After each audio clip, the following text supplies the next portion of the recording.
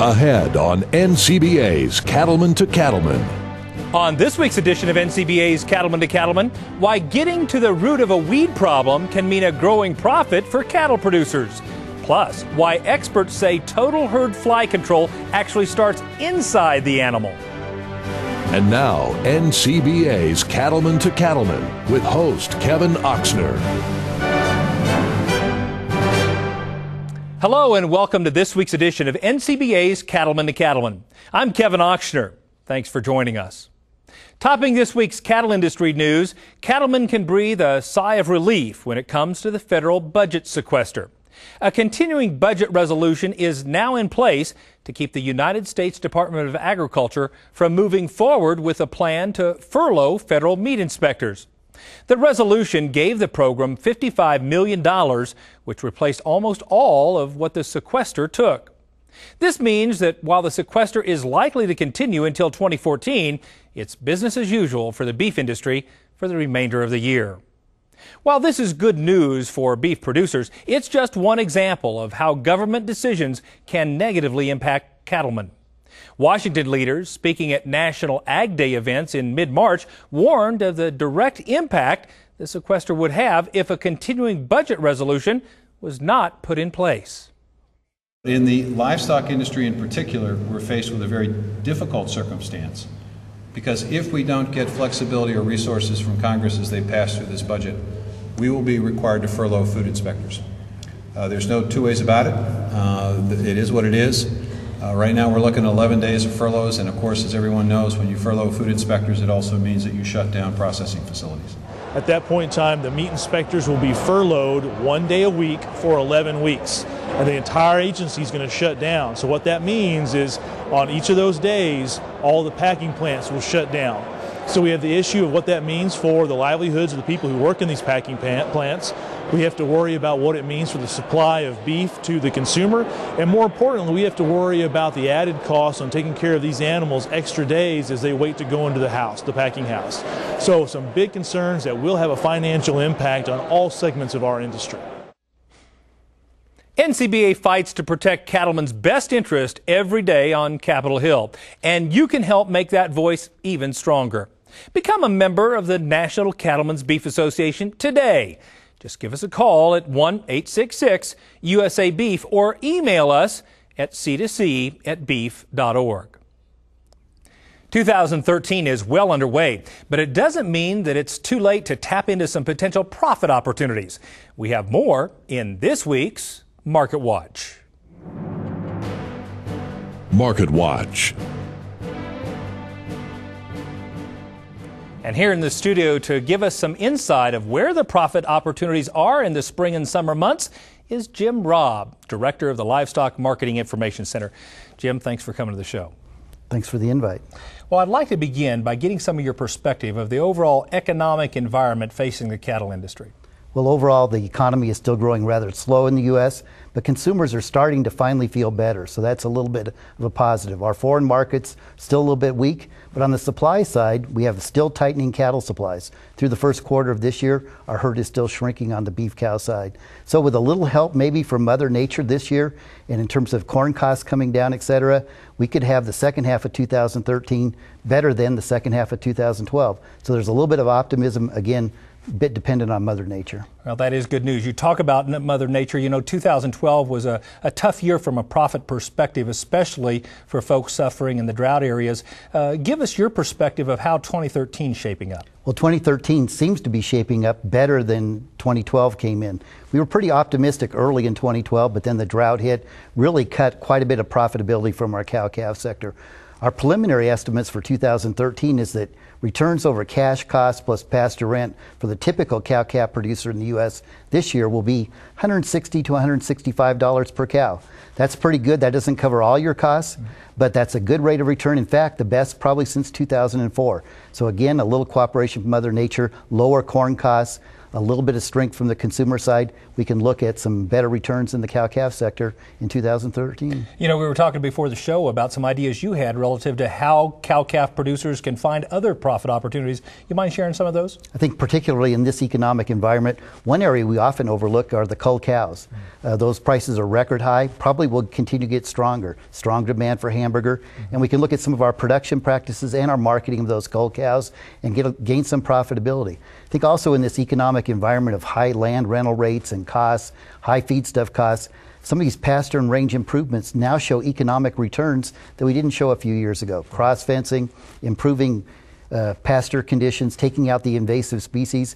All those things really pencil quite a bit differently in this economic environment than they did a few years ago. I think another aspect to look at is really adding value to the calves. Some of these programs where we precondition, et cetera, pay off quite a bit better than a few years ago. And lastly, especially we look over the next few quarters, the cattle feeding sector has had a really hard time in the U.S. with these record high feedstuff costs. They're getting a little bit better. They'll still be very cautious buyers, though, for calves and yearlings. So in some cases, retained ownership could start to pencil again, where it really hasn't penciled very well from a cow-calf perspective, especially on those better quality calves that most producers have.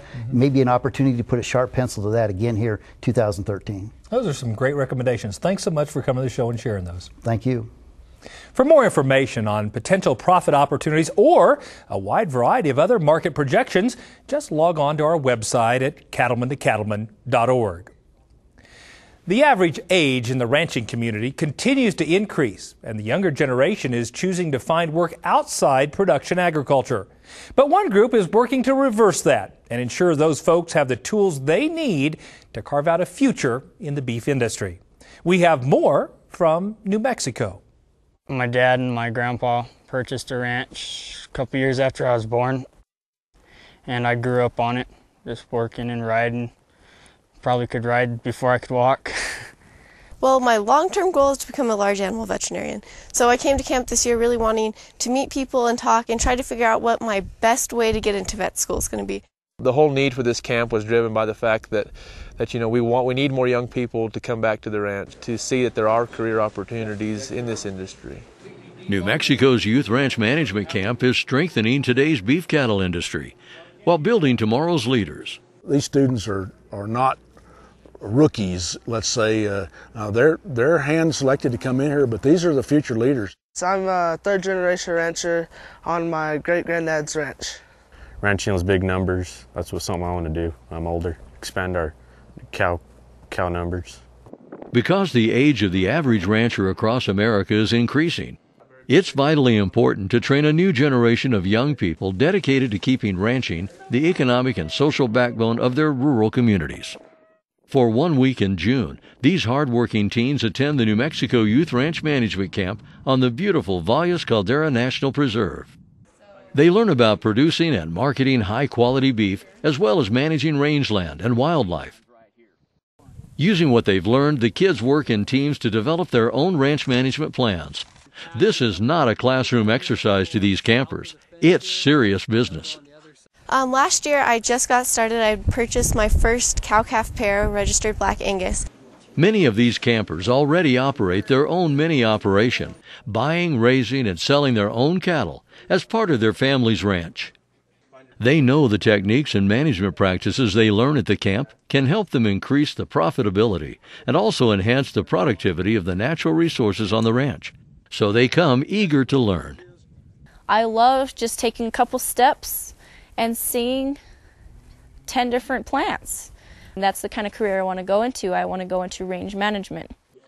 Regardless of how many years these teens have lived and worked on a ranch, Youth Ranch Management Camp gives them experiences they may never have on their own ranches. They have 4 stomachs, but they really have 1 stomach, but there's 4 chambers within the stomach. These kids that are here at this program, you can just see it in their eyes. They're the ones that really want to come in and make a difference. They're excited about all the different opportunities. It's exciting to see that in our youth, to see them thinking outside the box. They're really a good group. They ask a lot of probing questions. They're very interested. They're very engaged in what we're doing here, and these are the future leaders of our industry here, and the protectors of the rangeland resource in the state. Each one of those squares we could determine as being a management decision for your ranch. We just bought that property. We had no clue where to start. We can learn from other people's mistakes. Is there a long history of ranching in the state of New Mexico? Has everybody done it right? No. If we know our history about a piece of land, that might help us to determine what kind of management options that we begin to explore and try, right? Today was range day, and I certainly have learned a lot about identifying range plants, learning how to calculate stockage, as well as figuring out how many pounds of dry matter each acre of a land could possess. What we were showing the kids is that there are several options for marketing their beef, whether it's live animals or the actual value-added product, such as through organic beef, natural beef, and so forth. They can market those animals live, either through sale barn or through satellite auctions. Like, I didn't know how much a carcass scarred from if you gave a shot in the wrong area, or anything's out of place, and it's going to affect you down the line. Basically shooting light down over the top of that particular region. New Mexico's Youth Ranch Management Camp is not only teaching young people science-based knowledge, it also gives them the confidence to begin assuming their new leadership roles in tomorrow's beef cattle industry. The other day we were doctoring on a bull that had a cloudy eye, and so my dad was trying to put that shot in the butt. I told him don't do that, to put it in the neck, that triangle part on the neck. So that's a couple of things that I've learned. Oh, he took it pretty good. He kind of appreciated that. Programs like this youth ranch camp that are sponsored by the New Mexico State University Cooperative Extension Service, it's just another example of the strong program that we have here in New Mexico. They are putting on programs that make a difference, involve the youth, involve current production practices, give them an opportunity to really learn the new techniques, and really are helping to build our generations for the future. And we've got to keep and maintain a strong extension program to keep that going for the future. That's kind of the bottom line of what we try to do in the Cooperative Extension Service, is try to take research findings, science-based methodologies that have practical application back to the ranch. The Youth Ranch Management Camp is a blending of legacy and tradition with science and technology, which is so important to the profitability of ranching in the United States. We want these kids to take home the new and blend it with the old and come out successful. And that's why we're doing the Youth Ranch Management Camp. The camp is funded with beef checkoff dollars and brought to you by NMSU's Cooperative Extension Service, the New Mexico Beef Council, Valles Caldera Trust, and other beef industry partners. For more information on New Mexico Youth Ranch Management programs, visit nmbeef.nmsu.edu. The New Mexico Ranch Management Camp is for high school students ages 15 through 19. Applications are now being accepted for this year's camp, which will take place June 9th through the 14th in northern New Mexico. But you'll need to hurry. Applications are due by May 1st. For more information, just visit our website at cattleman2cattleman.org. Ahead on NCBA's Cattleman to Cattleman. A hornfly will bite an animal 20 to 30 times per day. Why getting rid of these small pests can be a huge benefit to a producer's bottom line. Plus, why experts say best practices and attention to detail are the keys to creating quality bales of hay. Stay with us. We'll be right back. You're watching NCBA's Cattleman to Cattleman on RFD TV.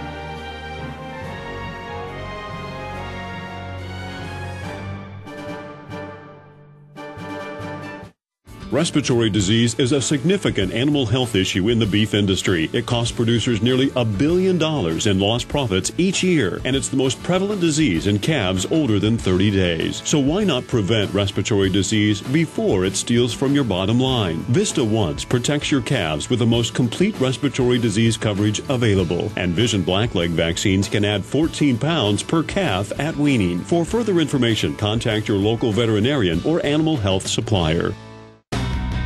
It's deer season savings time. Just in time to get you ready for hay season. With 0% financing on John Deere mower conditioners, balers, and select hay tools. Plus, get 0% financing on all John Deere utility tractors up to 140 horsepower. It's the season for savings on hay tools and tractors. deer season. Be sure to stop by today.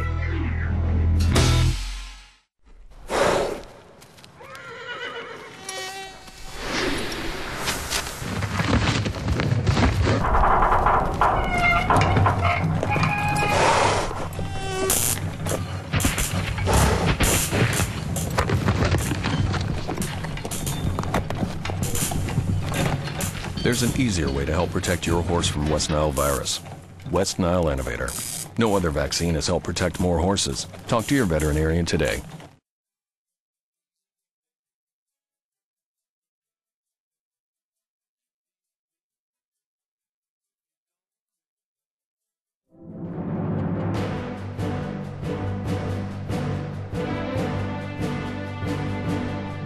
Welcome back. According to an article written by Dr. John Moss, an extension veterinarian at the University of California, Davis, flies cost cattlemen more than $1.6 billion a year in production losses and health care. As producers begin to think about when to send cattle to pasture, another important consideration is what pest control options best suit your operation. Cattleman to Cattleman reporter Brian Baxter tells us that total fly control on the outside of the animal should start with what's on the inside. Across the country, flies are one of the biggest nuisances cattle producers face on their operations, and the economic loss may be greater than many realize. Flies of all types, but especially horn and face flies, are a serious threat to cattle because they reduce weight gain and increase the likelihood of spreading diseases like pink eye. A horn fly will bite an animal 20 to 30 times per day. And so even just a few cattle, are those horn flies biting that many times are painful. Those cattle tend to rest during the days or seek shade during the days where the horn flies won't be. So they're not grazing during the day. If they're not grazing, they're not eating, and they're not converting that grass into pounds and weight. Face flies in particular are known to transmit pink eye. Now, they don't cause pink eye, but if a herd is infected and we've got one calf with a pink eye bacteria, then a face fly can feed on that individual. Later in the day, it'll feed again and transmit that to the other eye on a different calf that isn't infected. Producers have many options to help fight flies, such as ear tags and pour-ons. In addition, flies may also be controlled at the source in the manure. That's why producers should consider Raybon oral larvicide from Bayer Animal Health. Raybon is a feed-through that kills horn flies, face flies, house flies, and stable flies in the larval stage before they can do any damage. Raybon oral larvicide is fed to cattle. It's designed so it is not absorbed and it feeds right through the individual animal, ends up in the manure pat. And the manure pat is frequently a place that flies lay their eggs. And if we can have Raybon oral larvicide there, as soon as those eggs hatch, the larvae are going to come in contact with the Raybon and it'll kill them. And therefore it reduces the fly population. There's a lot of options for including Raybon oral larvicide in your fly control program. We make a Raybon 7.76 that producers can actually add in the proper amount to a mineral mix or to a feed that they're supplementing cattle.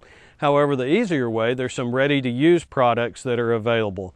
Protein tubs, mineral blocks, protein blocks, and then also liquid feed supplements. All are available with Raybon oral larvicide in those.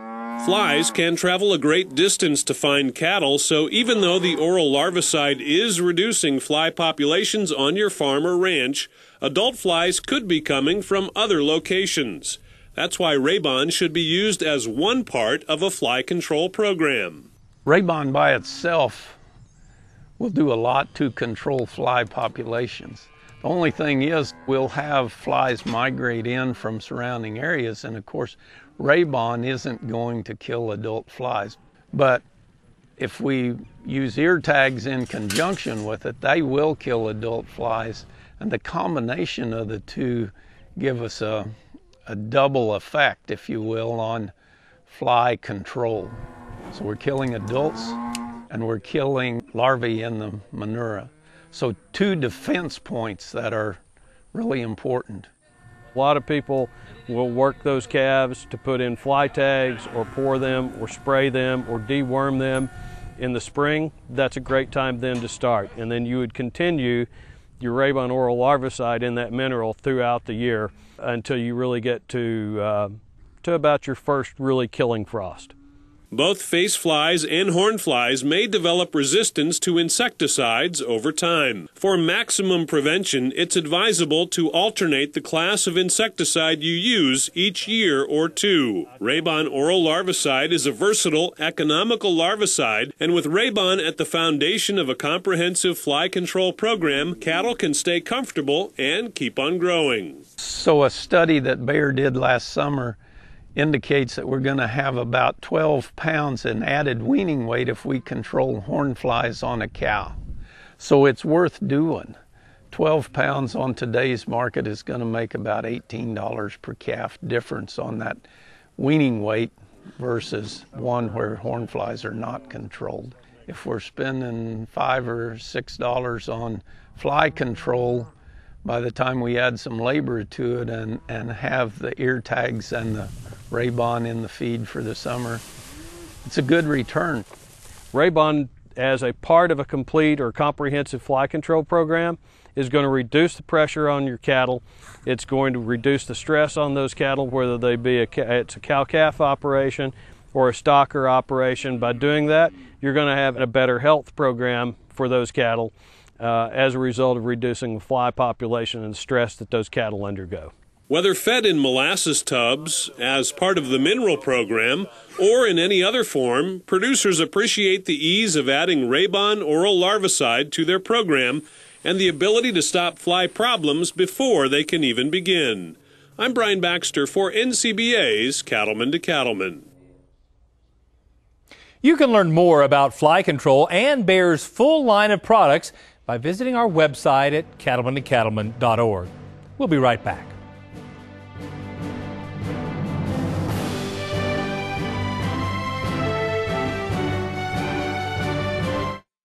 You're not responsible for the weather, just the cattle.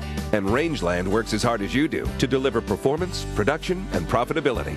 Cattle need consistent nutrition. They'll get it year-round with Rangeland products from Land O'Lakes. Deliver what they need free choice in weather-resistant loose minerals and mineral and protein tubs. Get the most out of your forage. See your Land O'Lakes Co-op for products that will stand up to whatever Mother Nature throws at us. Weather's coming in. Rangeland. Consider it done. To stay up to date on beef industry news and the National Cattlemen's Beef Association, check out beefusa.org. You'll find news on both the Federation of State Beef Councils and the work of NCBA on Capitol Hill. Plus, link to NCBA programs like the blog, Beltway Beef, updates on the Cattle Industry Convention and NCBA Trade Show, and the latest from NCBA's Cattleman to Cattleman. Connect today at beefusa.org.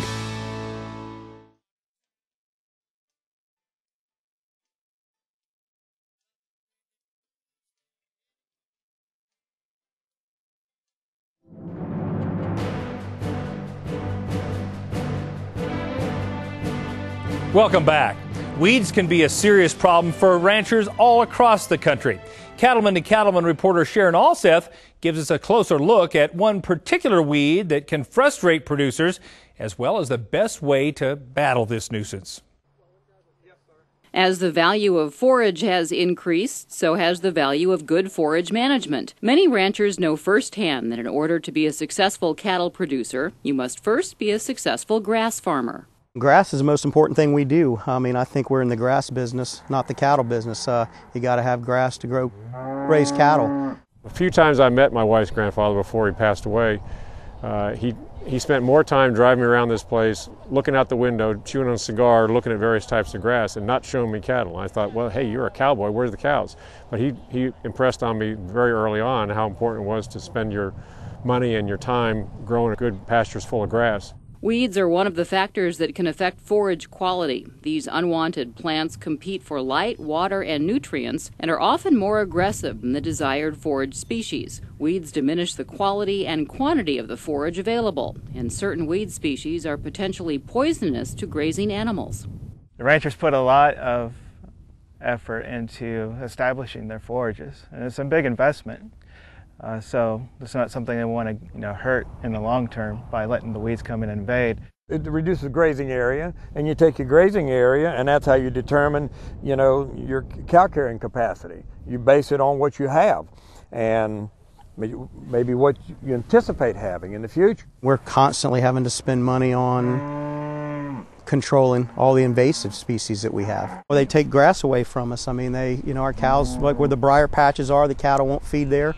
One particularly troublesome plant is blackberry. Many acres of pasture land across the U.S. are infested with blackberry, and its stubborn nature makes it difficult to remove. Blackberry thickets have dense canopies, which discourage growth of pasture grass, and cattle avoid the plants due to their thorns. If the brambles are allowed to become established, the amount of usable grazing land is significantly reduced. It's pretty much throughout the U.S. I mean, you'll find it from Florida all the way out up into the Midwest and out west as well. Most people think of them as perennial species, and it's true in that the root system is perennial, but what you see above ground is actually biennial.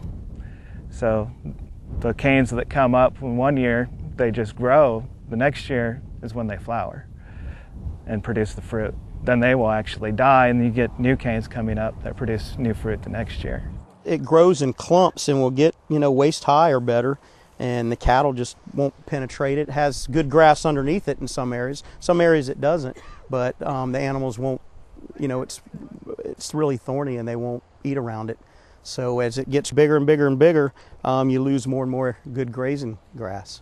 Those little suckers put out lots of seeds, and they seem to go everywhere, and they don't seem to die very easily.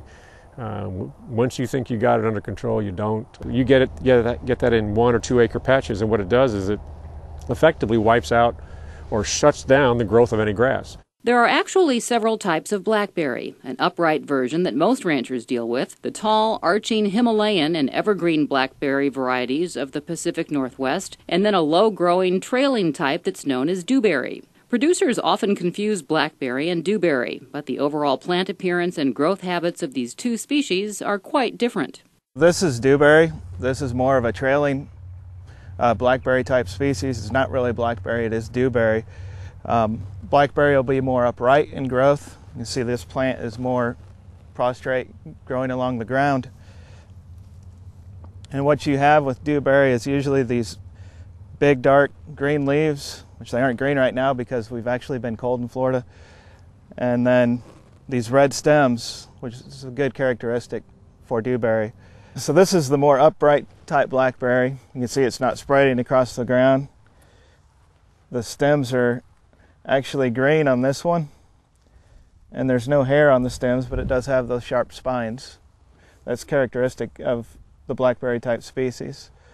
So this is the one that we call sand blackberry in Florida. There is another one that we have. The stems aren't as green, they tend to be a little bit more red, kind of like dewberry was, but it is an upright species again. It does have those sharp spines on it, but instead of having 3 leaves like the sand blackberry, this one has 5 leaves coming out. I call this high bush blackberry. We'll have more from Central Florida when we return. Stay with us. We'll be right back.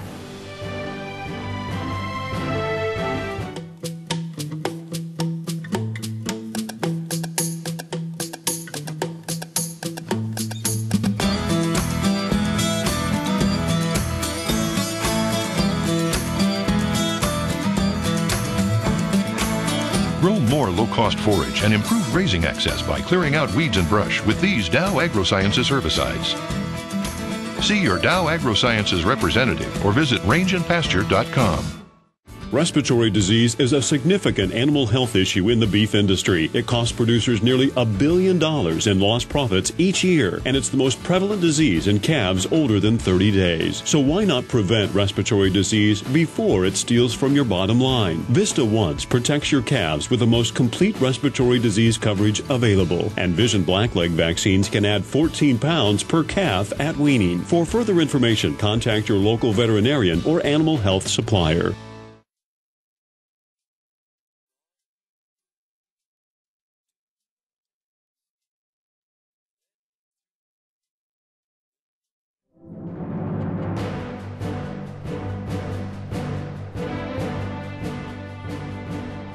Welcome back. Let's return to reporter Sharon Alseth, who's learning how to combat a specific weed that's very frustrating to a lot of cattlemen. Although blackberry and dewberry briars are common invaders in many pastures, they can be controlled. Mechanical methods may temporarily appear to do the job, but they are labor-intensive and costly. Herbicides provide quick-acting, proven control that will kill weeds all the way down to the roots. Dow AgroSciences offers a full line of products to suit nearly any rangeland or pasture management situation, and Chaparral provides effective, consistent blackberry control. Chaparral has actually been a really good herbicide for blackberry control, mainly because of the metsulfuron component of that herbicide. We found that metsulfuron actually provides a little bit longer control than Remedy or Pasture Guard. Well, dewberries are, they're different. I don't know that they're different biologically so much, but they're different in their growth habit. And for some reason, it seems to be a little bit more tolerant than the blackberry to the herbicides that we have. We've had good success with the metsulfuron containing products, but regardless, you're going to have to come back and treat it, sequentially for at least 2 to 3 years to get rid of the patch.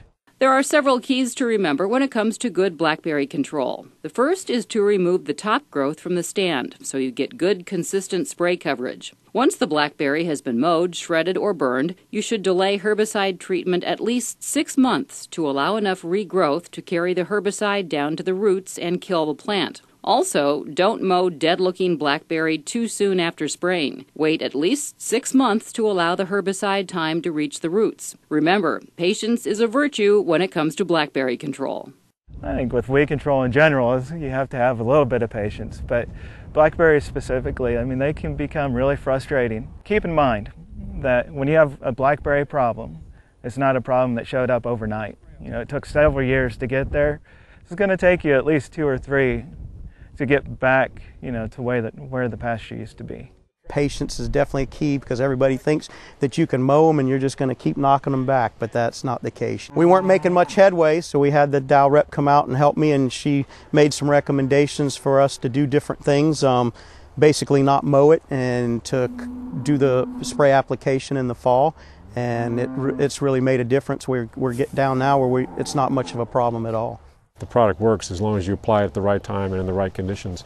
It has done a good job. As I said, this pasture was chock-a-block full of the stuff. It was very difficult for cattle to graze it appropriately, and now it's fairly well under control, and we're satisfied with the results we've seen in these sort of situations. The top producers are always working to improve not only their cattle herd, but also their grasses by eliminating weed competition and thorny problems such as invasive blackberry. Dow products, they've been very beneficial in keeping our pastures clean and weed-free. It cleans up our pasture and we have more usable grass for our animals. I'm telling you that without their products, these properties you see here would not look like this, or the pastures that you drive by getting here or leaving here. So it's been a valuable investment for us. Reporting from Florida, I'm Sharon Alseth for NCBA's Cattleman to Cattleman.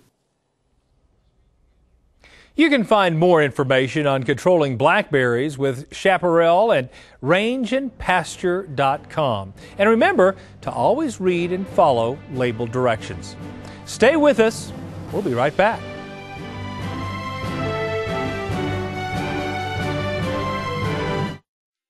Hi there, I'm Joey. And I'm Rory, and welcome to our farm outside Nashville, Tennessee. When we go to work, whether it's on tour or here at home, we wear the West. That's right. Where it's that perfect snap shirt or that perfect pair of boots. When you wear Roper, you wear the West. Learn more about us, Joey and Rory, and about Roper Western Wear at eroper.com. Telling the truth and being real and feeding my family a home-cooked meal. That's important to me.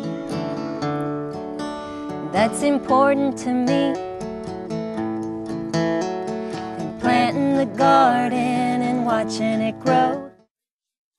I'm Kevin Oxner, host of NCBA's Cattleman to Cattleman.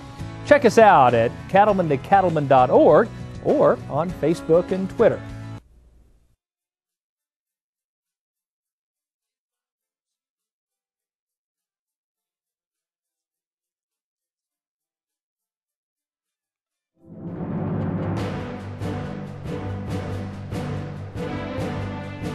Welcome back.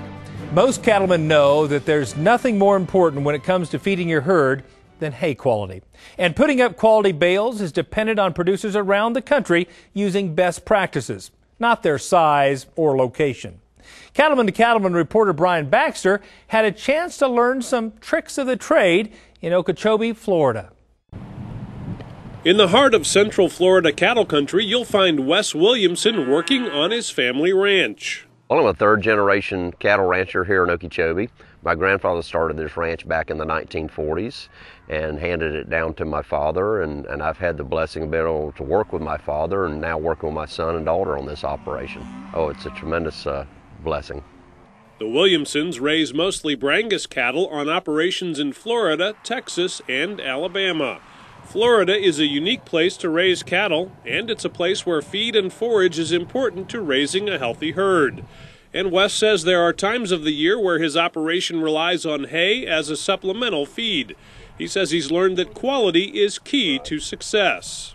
The quality of the haylage or bales of hay or whatever, we have to relearn this lesson every few years that if you put junk in, you're only going to get junk out. So the quality, you're always balancing it between quality and the quantity you need for your cattle. But we've learned that quality is so important. So, putting a little nitrogen fertilizer on it, 6 weeks or a month before you harvest it really improves the quality and digestibility for our cattle.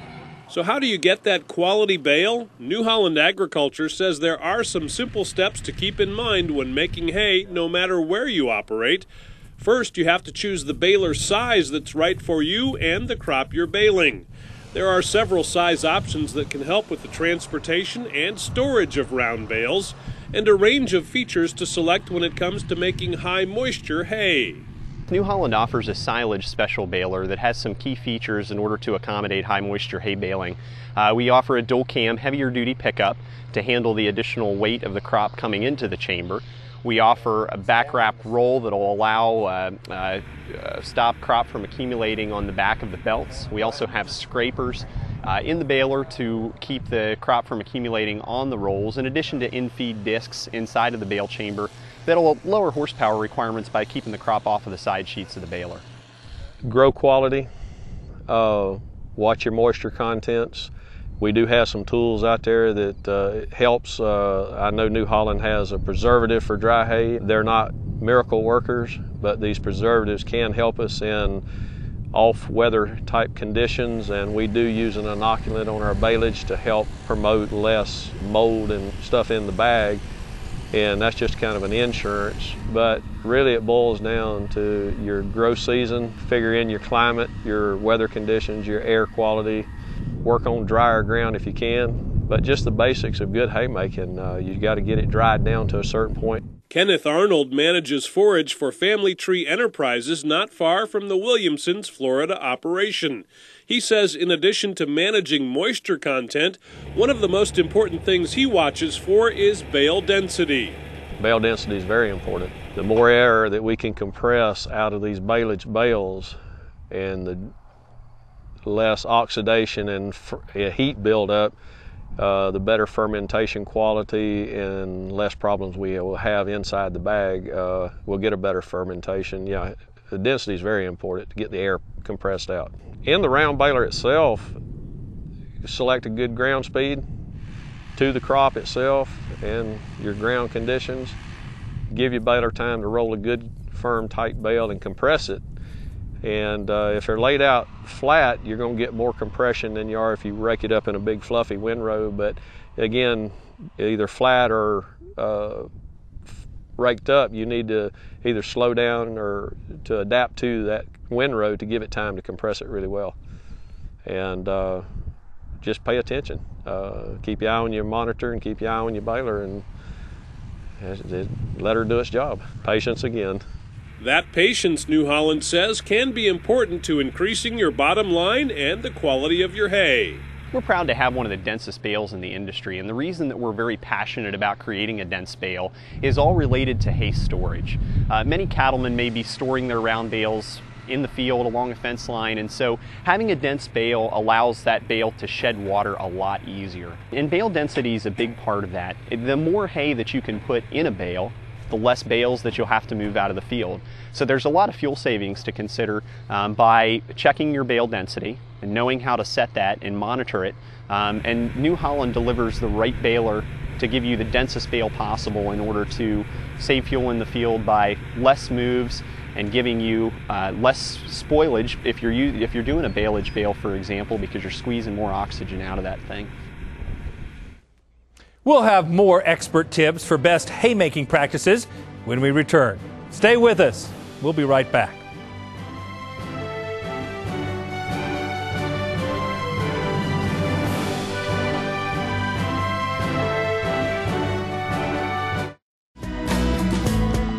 New Holland is smart for the way you farm. And New Holland round balers are smart for the way you raise cattle. By focusing on making the densest bale possible, New Holland round balers pack more into each bale, saving you time, fuel, and money. Now that's smart.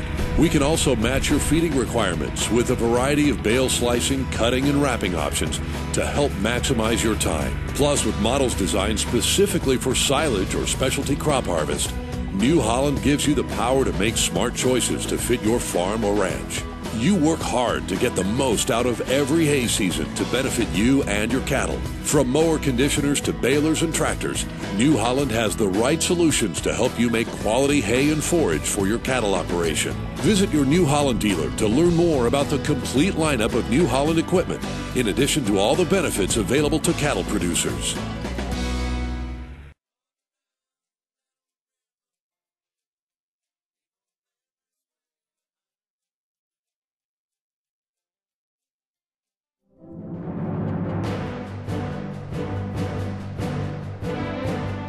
Welcome back. Let's return to Okeechobee, Florida, where Brian Baxter is learning more about what it takes to put up quality bales of hay. New Holland says choosing complementary hay tools, from disc mower conditioners to tedders, rakes, and round balers, can also impact the quality of the bale you produce.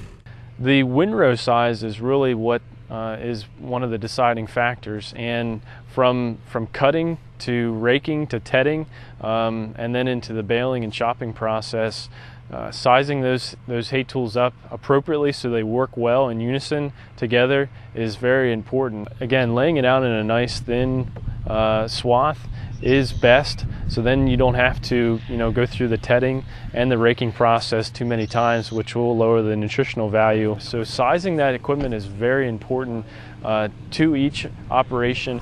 Choosing the right equipment, managing moisture content, and bale density are all key factors in making sure the hay or the haylage you produce will give your cattle the highest nutritional value. Quality means a lot because of the cost of grain. If we can substitute quality forage into the program and cut the cost of grain and everything as high as it's gotten, it'll pay dividends. It'll pay its way, and it has become the thought of today is it's got to be quality. You can't just roll up anything and expect a cow to do good on it. I would say best tips in the to get the best hay and forage quality. Number one, know what your operation looks like. Have a farm management plan. Have it down on a piece of paper and work the plan once you have it down. Good planning is going to make all the more difference. Look at your labor and your efficiencies with all of your machine selection. Sizing up the equipment that's correct for your operation is very important to the process. And also making sure that you know what your surroundings are like. The weather plays a very important role in the haymaking process, and to achieve that quality hay and to retain the nutritional value and the sugars and starches that really make an impact in the cattle and the livestock operation is very important when considering hay and forage quality. Quality, patience, and some good old-fashioned tradition are what New Holland says will help produce a quality hay crop every year. New Holland's heritage is in haymaking, and so we take our job to deliver quality hay tools very seriously. And as hay prices continue to climb, we understand that cattlemen are relying more and more on hay crops in order to deliver that average daily gain and the body traits that they want on their cattle when they're going to either the market or going to the feedlot. So our equipment is made to be reliable and convenient, so They're able to maintenance the machines very easily, and they're able to stay in the field and get the hay made while the sun's shining and can beat the weather. Wes Williamson is relying on that New Holland expertise to deliver quality hay and forage to his cattle. This will help him continue to manage his family's operation into the next generation. Oh, I am just so blessed to be here. God's allowed me and my family to be stewards of a small piece of his land and to care after a few of his cattle. And I just love it. It's just something I wake up every morning and I look forward to my job, and it's just a tremendous blessing. Reporting from Okeechobee, Florida, I'm Brian Baxter for NCBA's Cattleman to Cattleman. Look for more of Wes Williamson as he begins his tenure as president of the Florida Cattlemen's Association this June. And for more information on New Holland products, resources, and NCBA member benefits, visit our website at cattlemanandcattleman.org or simply visit your local New Holland dealer. If you're thinking about buying a new piece of New Holland equipment, now's the time. New Holland has partnered with the National Cattlemen's Beef Association to offer all NCBA members exclusive discounts of up to $3,500 on their equipment. For all the details on this great incentive, just visit our website at cattlemanandcattleman.org. If you aren't an NCBA member yet, joining is easy. Just give us a call at 1-866-USA-BEEF or email us at c2c@beef.org. Then you'll be able to take advantage of these great New Holland discounts. Stay with us. We'll be right back.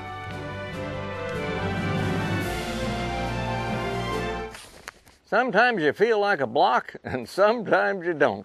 That's why Sweet Licks gives you a choice, in the bag, in the block, or in the tub. And Sweet Licks offers a complete line of vitamin, mineral, protein, and medicated nutritional supplements in the form you want to satisfy even the most discriminating domestic livestock, even the gourmet goat, or the finicky fowl, or the connoisseur cow. For information, 187 Sweet Licks. Profitability never tasted so sweet.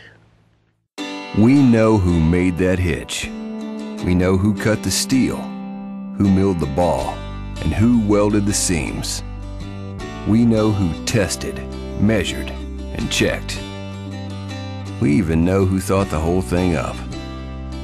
We're B&W, and we know your hitch. Because we don't make them halfway around the world. We make them all right here. B&W. Trusted. Having a new veterinarian out to your place to preg check your cows can create some spirited discussion. See, these cowmen, they wouldn't ever admit to really liking one of these old shells that they wore out, but they recall her better days and want to make sure she's had every chance. So the conversation might go something like this. This will be the Green Young Veterinary. And this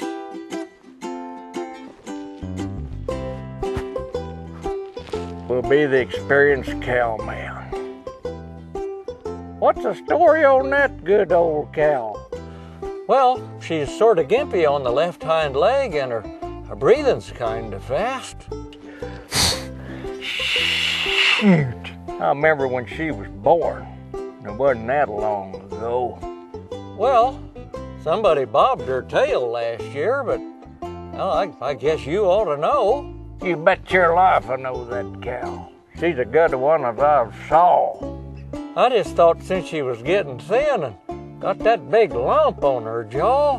That ain't nothing, just a little knot.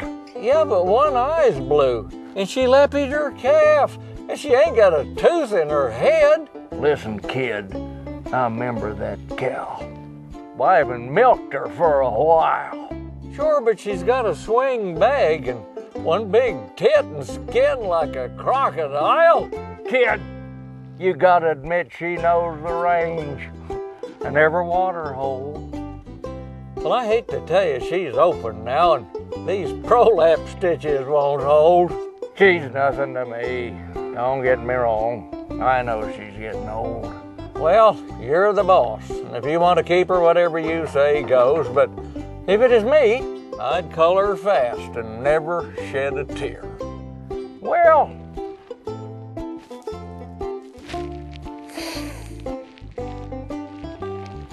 I got a little grass out behind the house. Let's run her another year. This is Baxter Black from out there.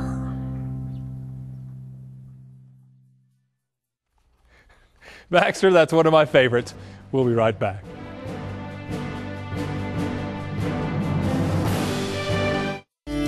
Ever wonder where the beef checkoff dollar goes and what it buys? The Federation of State Beef Councils is made up of the 45 qualified state beef councils that collect the $1 per head beef checkoff.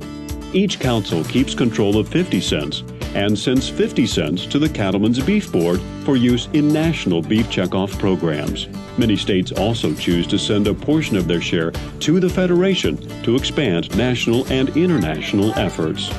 As a division of the National Cattlemen's Beef Association, the Federation of State Beef Councils works to support an effective state and national partnership, helping to increase beef demand through research, promotion, and education.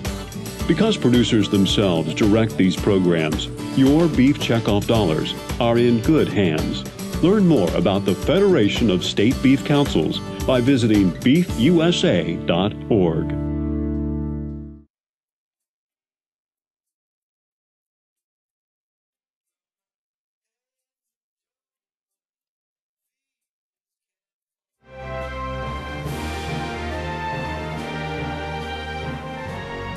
Welcome back. Are you interested in owning a brand new 2013 John Deere Gator XUV? Well, now's your chance. The National Cattlemen's Beef Association is conducting an online sealed auction for this great piece of John Deere equipment. And bidding is simple. Just visit beefusa.org and click on the John Deere Gator to fill out a form. But hurry, the auction closes on May 15th at 5 p.m. Mountain Time. All proceeds will go to help support NCBA's Policy Division. And be sure to join us next week for NCBA's Cattleman to Cattleman. Experts discuss why controlling parasites in beef cattle herds can mean more money in producers' pockets. Plus, how the right equipment can help maximize quality hay production. And how this year's Ag Day is empowering the younger generation to pursue a career in agriculture. Well, that does it for this week's edition of NCBA's Cattleman to Cattleman. Thanks for joining us. We'll see you right back here next week on RFD TV.